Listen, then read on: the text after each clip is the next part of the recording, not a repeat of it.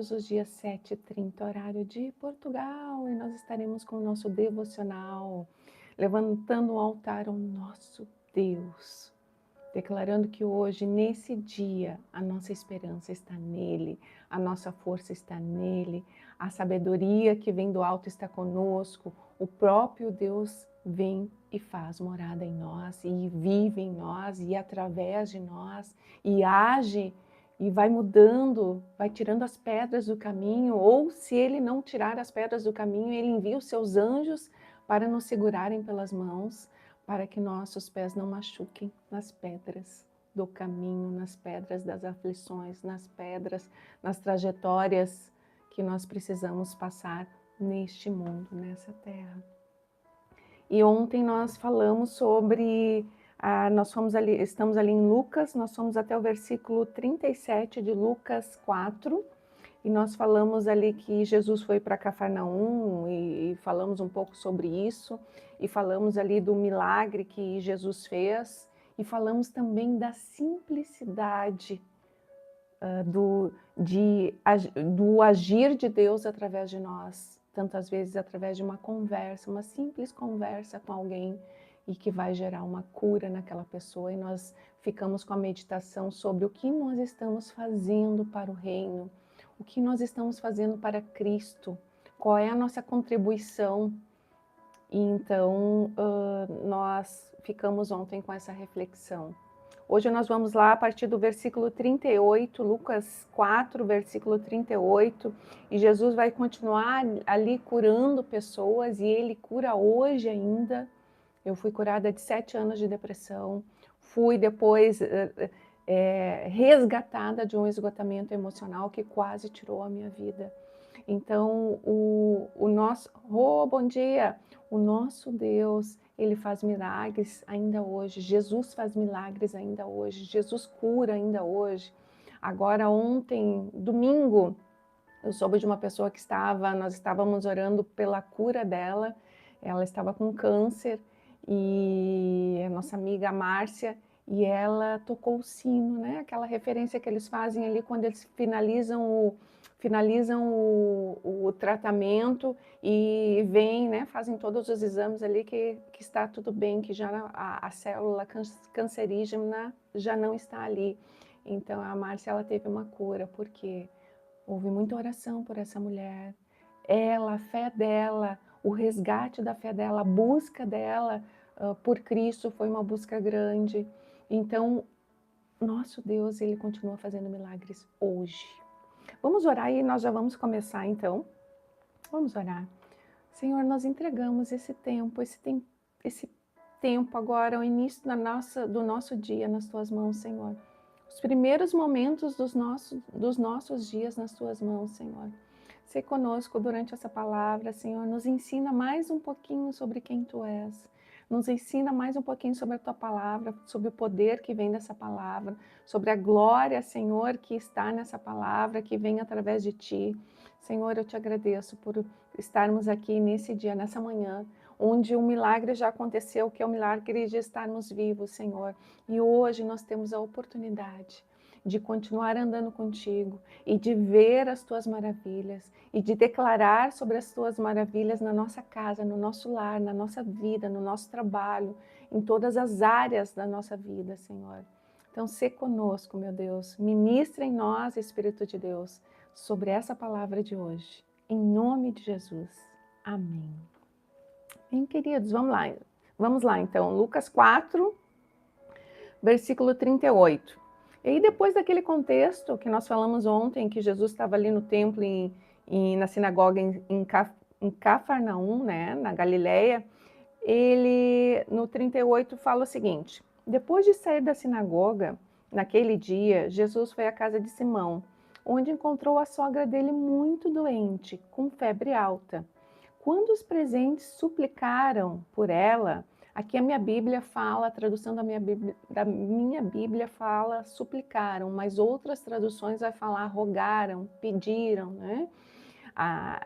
Eu até fui atrás para ver esse contexto, porque suplicaram é uma coisa, nossa, suplicaram, né? Nossa, Jesus não queria ir ali orar por ela, mas não. A tradução dessa Bíblia ela fica com essa tradução, suplicaram. Mas as outras dizem, pediram, rogaram, né? E aí, continuando. Versículo 39. Jesus se pôs ao lado da cama e repreendeu a febre, que a deixou. Ela se levantou de imediato e passou a servi-los. E eu quero fazer uma reflexão sobre isso. Aqui Pedro e o irmão dele, né, já estavam ali seguindo como discípulos de Jesus, porque já haviam ali, já estavam com Jesus dentro daquele contexto. E ainda assim ele tinha lá, Pedro tinha a sua sogra com uma grande enfermidade de cama na sua casa. Estar com Cristo, muitas vezes, eu me converti em igrejas onde as pessoas não podiam ficar doentes, onde tinha que estar tudo certinho no contexto financeiro, e tem que estar. Mas nós precisamos entender aonde que eu quero chegar. Que quando nós estamos com Cristo, nós não somos imunes a situações que podem acontecer nas nossas vidas. Nós precisamos entender isso, e só que o Senhor ele também nos deixa instruções de como agir diante dessas situações. Porque se está tudo bem, a gente também não vai buscar Deus na intensidade como nós deveríamos. E tantas vezes, eu vejo por mim, tantas vezes, quando a gente está em alguma luta verdadeira, né, que nós precisamos de uma resposta urgente, precisamos de um milagre, precisamos da mão estendida de Jesus ali, precisamos de um socorro urgente, nós nos debruçamos, nos ajoelhamos, colocamos a cara no pó, como fala a palavra, né? E clamamos a este Deus. Então nós vamos estar cada vez mais próximos dele, com mais intimidade com ele, lendo mais a palavra, porque a dor que está em nós, ela grita e nós sabemos que Jesus é aquele que nos resgata. Mas e tantas vezes quando a nossa vida está muito bem, e o Senhor, Ele nos deixa, Ele nos dá a paz. Só que essa paz é a paz que está aqui no nosso interior, é a paz que ninguém entende. Está tudo quebrado, está tudo bagunçado, né? Aos olhos humanos. Mas a paz que excede todo entendimento está ali reinando em nós. Então, muitas vezes as situações que vêm para as nossas vidas, elas vêm para nos dar uma sacudida e dizer, olha, fulana, vamos lá, vem um pouquinho mais para perto de mim. Tenha um pouco mais de intimidade comigo, lê um pouco mais da palavra, tu vai entender um pouco mais sobre o que eu quero falar para ti, sobre aquilo que eu tenho reservado para ti, porque senão nós vamos vivendo as alegrias, assim como tantas pessoas que estão aí no mundo, que têm uma vida farta, né? Mas ao mesmo tempo tem um vazio interior que ninguém supre, somente Deus. Então aqui a sogra de Pedro estava ali dentro daquele contexto, doente, né?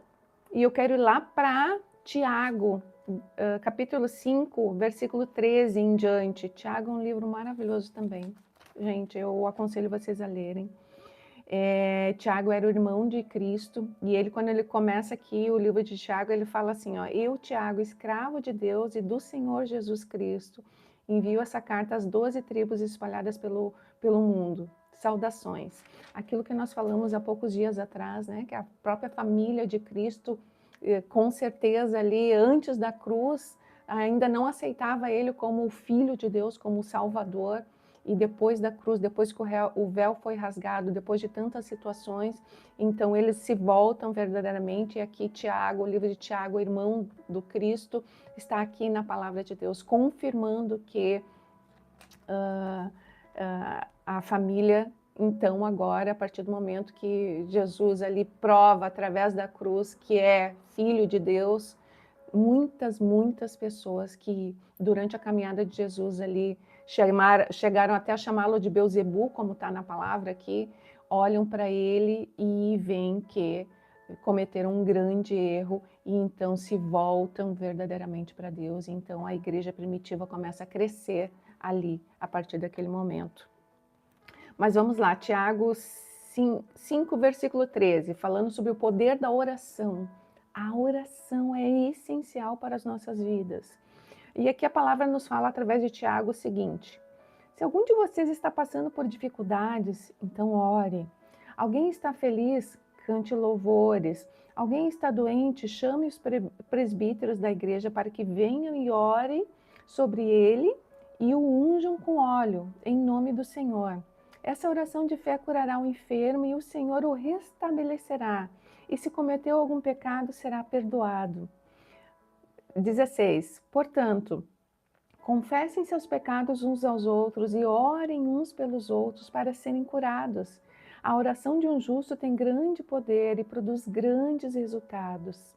Elias era humano como nós e, no entanto, quando orou insistentemente para que não caísse chuva, não choveu durante 3 anos e meio. Então ele orou outra vez e o céu enviou chuva e a terra começou a produzir suas colheitas. Então essa é uma palavra sobre oração e sobre andarmos juntos. Aqui nós, ontem eu ainda conversava com uma pessoa e essa pessoa me falava que eu já não confio em mais ninguém, eu não, né, já ajudei muitas pessoas e as pessoas me viraram as costas, eu estou cada vez me isolando mais. E aquilo para mim não me surpreendeu, porque a maioria das pessoas tem esse pensamento. Mas aqui Cristo nos fala o seguinte: olha, peça lá para o seu irmão orar por você se você está doente.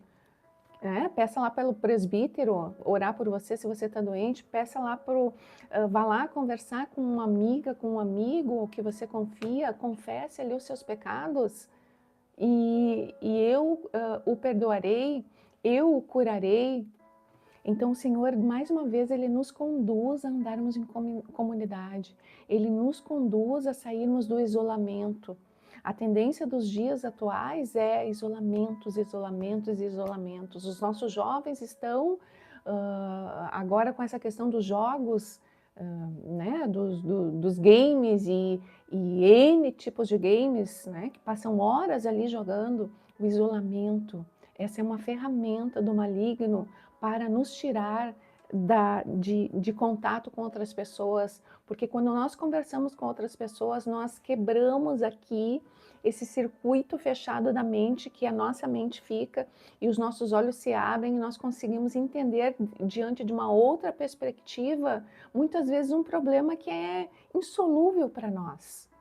Então, andarmos juntos, estarmos com amizades confiantes, conselheiros de confiança, conselheiros que estão na presença de Cristo, alinhados com a palavra, é essencial. É essencial nós termos alguém que possa orar por nós. É essencial que nós temos alguém que possa nos dar uma palavra de ânimo, né? Chamando a atenção aqui para a palavra de Cristo num momento difícil. É essencial. E aí, continuando aqui, versículo 40, de Lucas 4. Quando o sol se pôs, as pessoas trouxeram seus familiares enfermos até ele. Então, a cura ali, a libertação lá do homem lá na sinagoga, a cura da sogra de Pedro, as pessoas começaram a espalhar ali que Jesus era aquele que curava, que Jesus era o Filho de Deus, que Jesus era o que transformava. E então as famílias começaram a trazer seus familiares enfermos. E todos eles, Jesus curava. Conforme a palavra nos fala aqui, Jesus curava a todos. Jesus não curava, vou curar só fulano, vou curar só fulano, só Beltrano, só aquele, só esse. Não, ele curava a todos. E hoje ele quer curar a todos também. E todos que se achegam a Jesus, se arrependem de seus pecados, o Senhor está disposto a curá-los. Domingo, a pessoa que fala lá generosidade na minha igreja, ela tem umas reflexões muito interessantes, nem foi ela, foi o marido dela, o Luca. E ele falou sobre os 10 leprosos, né? Os leprosos que Jesus curou. Eles vieram 10 leprosos para Jesus curar, Jesus curou todos, mas somente um voltou para agradecer. De 10, somente um voltou para agradecer. Então o Senhor, Ele quer curar todos. O Senhor, Ele quer todos na presença dEle. Mas somente poucos retornam para adorar este Deus. Isso é uma pena. 41. Muitos estavam possuídos por demônios que saíam gritando: você é o Filho de Deus. Jesus, no entanto, os repreendia e não permitia que falassem, pois sabiam que ele era o Cristo. Os demônios sabiam que Jesus era o Cristo. Satanás conhece toda a Bíblia, toda a palavra, pode também se vestir de anjo de luz. Os nossos olhos precisam estar em Cristo, independente do contexto religioso ou não que nós estejamos. Nós precisamos participar como comunidade, mas os nossos olhos precisam estar em Cristo. Então, o nosso irmão, nosso pastor, as pessoas que estão conosco dentro do contexto, né, são homens, são mulheres pecadoras e falhos como todos nós. E nós devemos ter a misericórdia, orar por essas pessoas também, assim como nós oramos por nós, para o perdão dos nossos pecados. E assim vai ser até que Cristo venha. Todos nós lutamos com situações que vêm para nos confrontar. E se nós estamos ainda na presença do Senhor, espalhando ali as boas novas, espalhando o Evangelho, nós somos uma luz que brilha nessa terra e nós estamos sobre o alvo também daquele que é o inimigo das nossas almas. Mas mais poderoso do que ele é Cristo Jesus, que já nos concedeu a vida e a vida eterna. E aí no 42, vamos mais um pouquinho. Jesus continua pregando na Galileia e aí 42 fala o seguinte: logo cedo, na manhã seguinte, Jesus retirou-se para um lugar isolado. As multidões o procuravam por toda parte e quando finalmente o encontraram, suplicaram que não as deixasse. Ele, porém, disse: preciso anunciar as boas novas do reino de Deus também em outras cidades, pois para isso fui enviado. E continuou a anunciar a sua mensagem nas sinagogas da Judéia. Capítulo 5.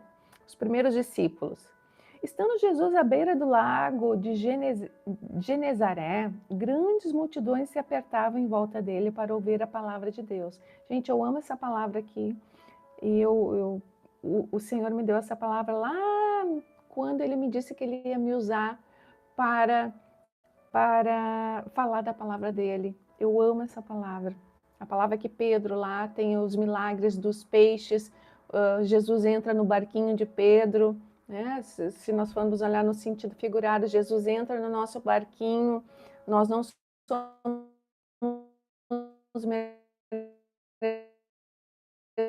merecedores,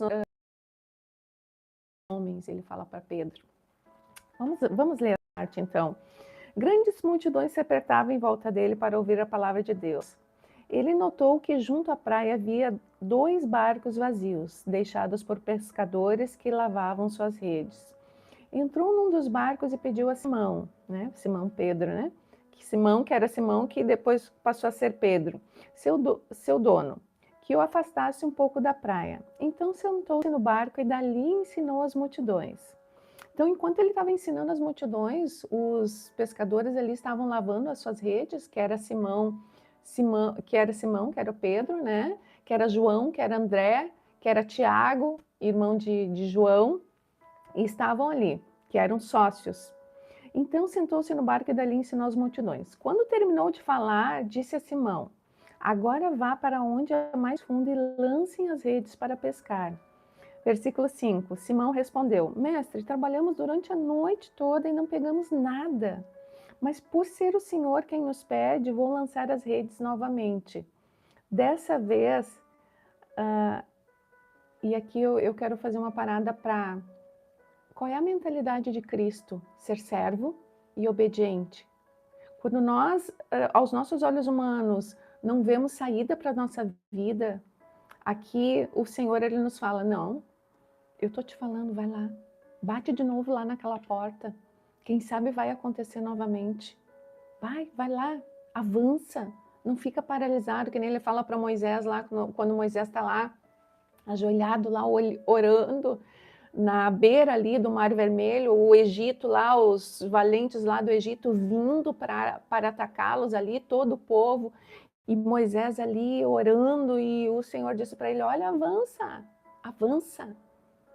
E quando ele coloca ali o cajado dele no Mar Vermelho, então o Mar Vermelho começa a se abrir.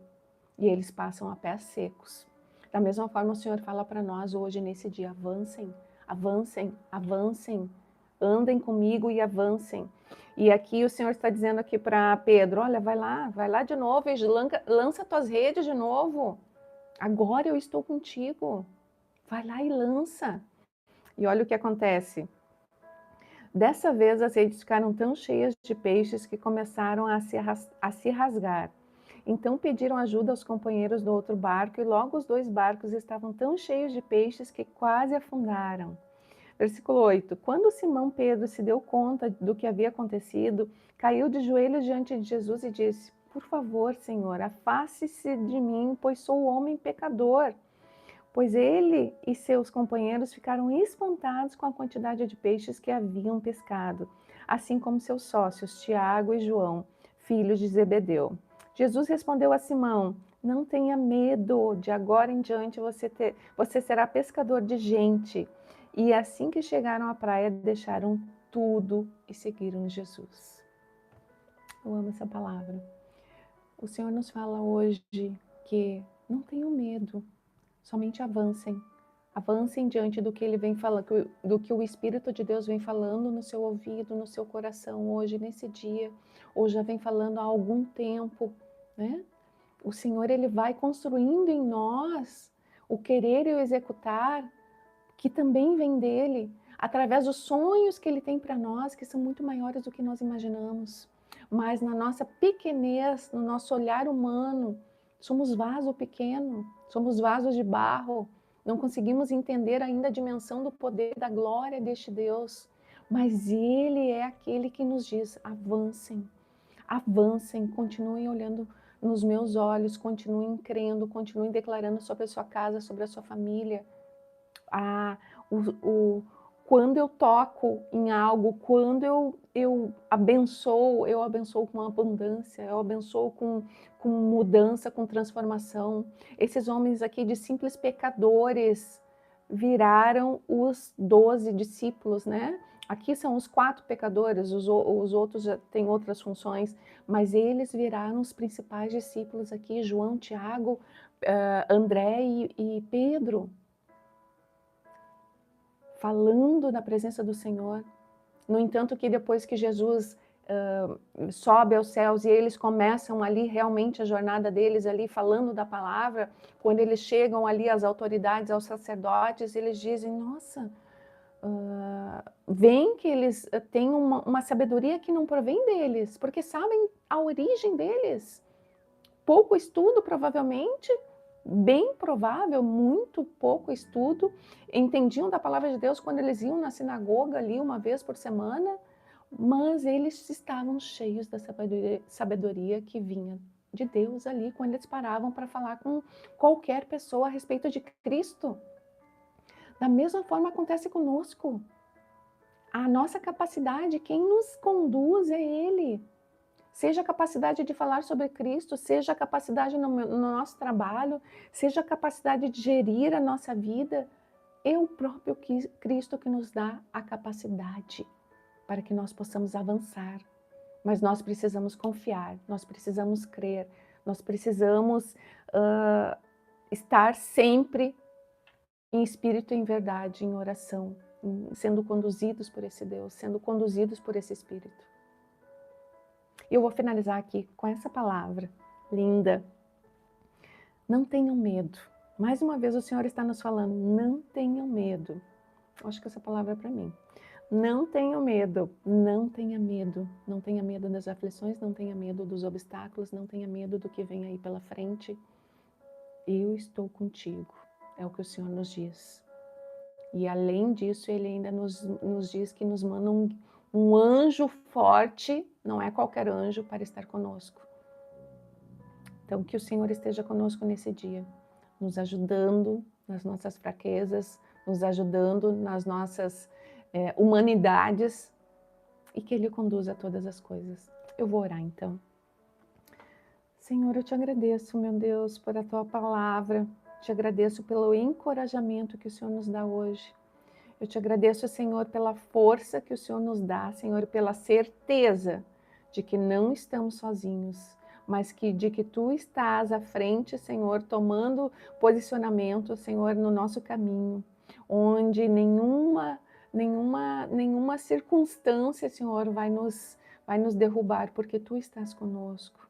Tu és aquele que abençoa, Tu és aquele que cura, Tu és aquele que restaura. Senhor, eu te agradeço, Senhor, por essa palavra. Te peço, continua conosco nesse dia, meu Deus. Espírito de Deus, que nós possamos estar sensíveis a Ti, sensíveis ao Teu falar, ao Teu amor, à Tua condução, ao Teu querer, e que nós possamos executar, Senhor, aquilo que Tu colocas em nosso coração, nossos corações e em nossas mentes. Nós te agradecemos, entregamos tudo nas Tuas mãos. Sê conosco, meu Deus, em nome de Jesus. Amém. Amém. Beijinho, Rô. Até amanhã, se Deus quiser. E que nós possamos ficar munidos com a porção que o Senhor derramou sobre nós hoje, diante dessa palavra. Até amanhã, se Deus quiser.